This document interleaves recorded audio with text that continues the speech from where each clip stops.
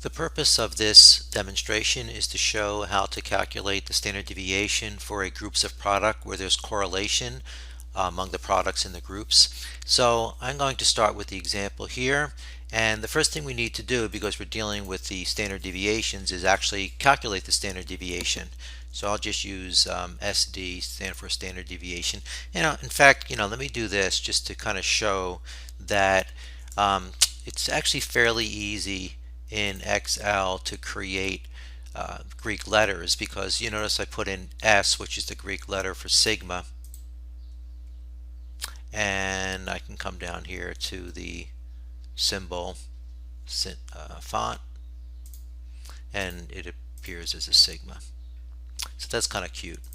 And so I'm going to make that a certain color, put a border around it, and so as you know, the forecast, which is the mean value times the coefficient of variation, is equal to the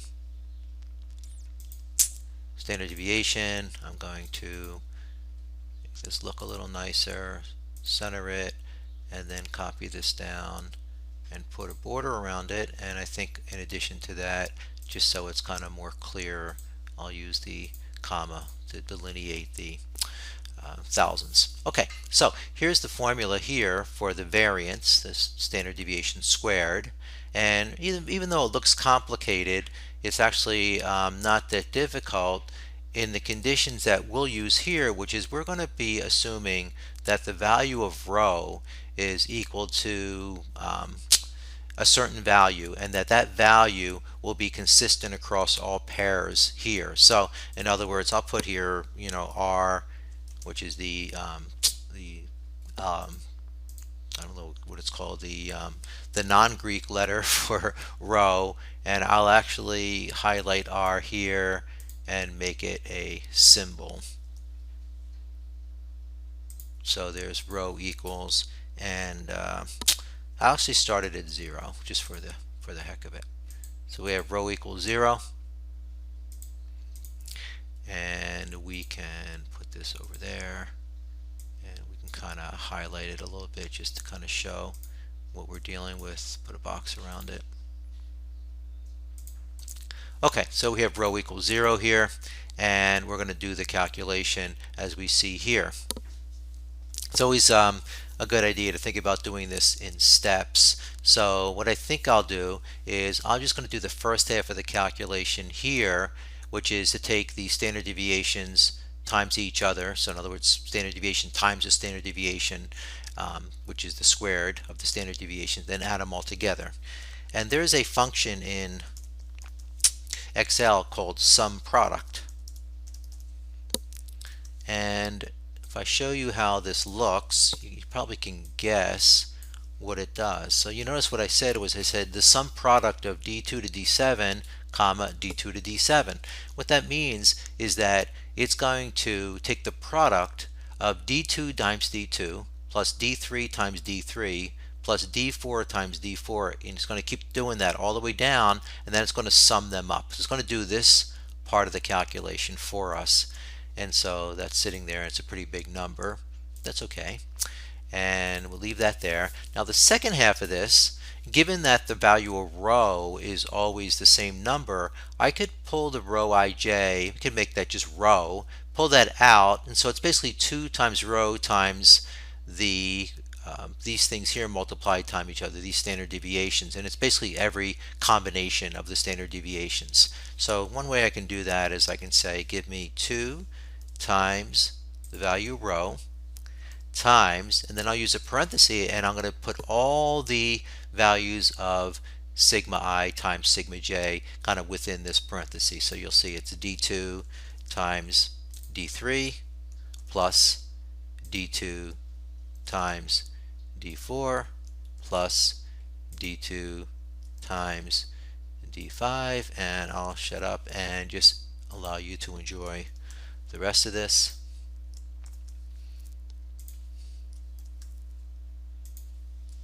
Now I've gone through the d2 times each of these. Now I'm going to start with d3 times d4 and go from there.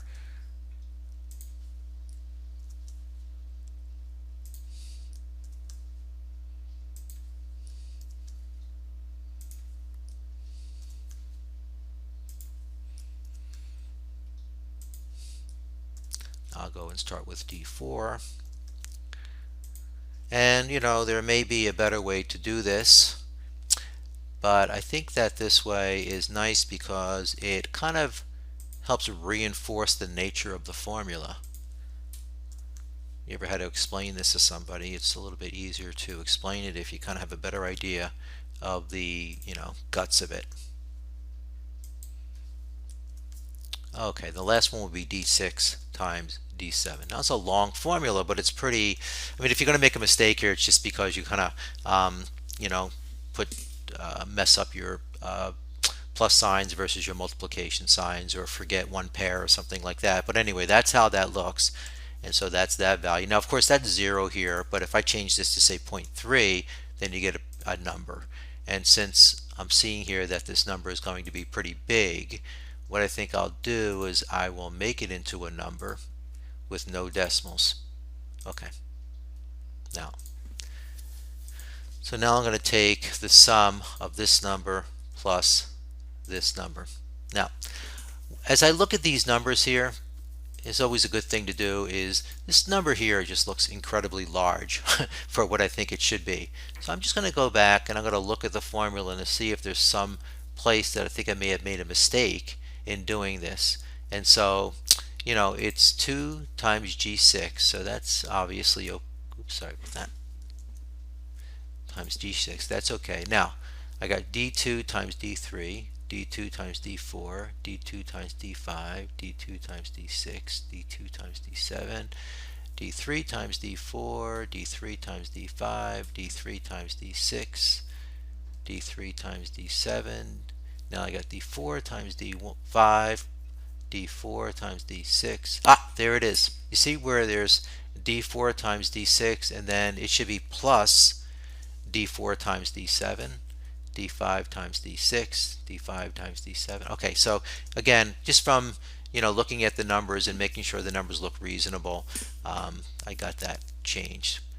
Now I'm going to take, now this number is basically this number up here, so I'm going to take the square root of that, SQRT, of this number,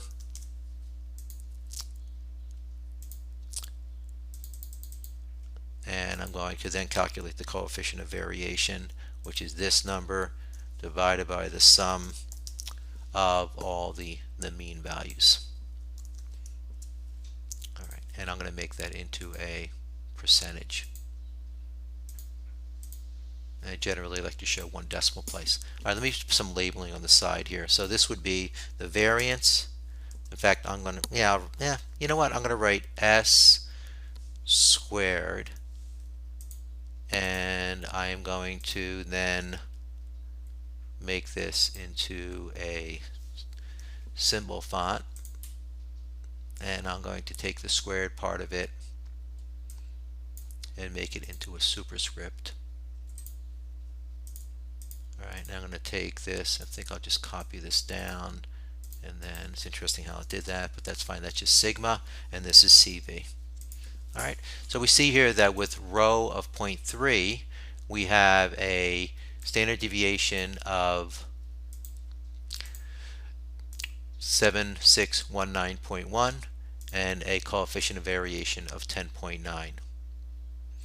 If we change the rho to minus 0.5, for example, you see, let me just change that, minus 0.3 or 0.2, you see that we have smaller standard deviations. I'll go back to why there was an error there in a second.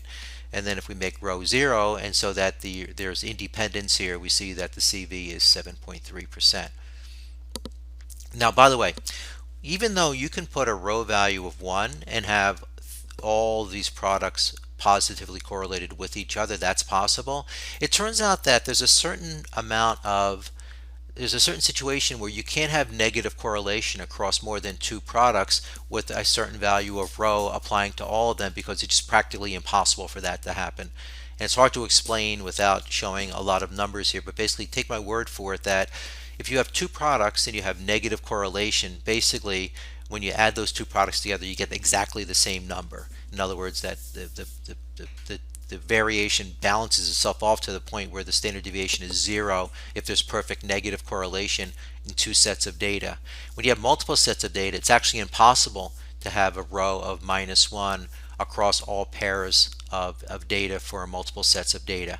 So that's why that you reach a point where on the negative side the row cannot be smaller than smaller than a certain negative value. It just doesn't work. It's impossible for it to happen. So you can get a number like minus zero point 0.2, for example. You see this, the coefficient of variation is very small.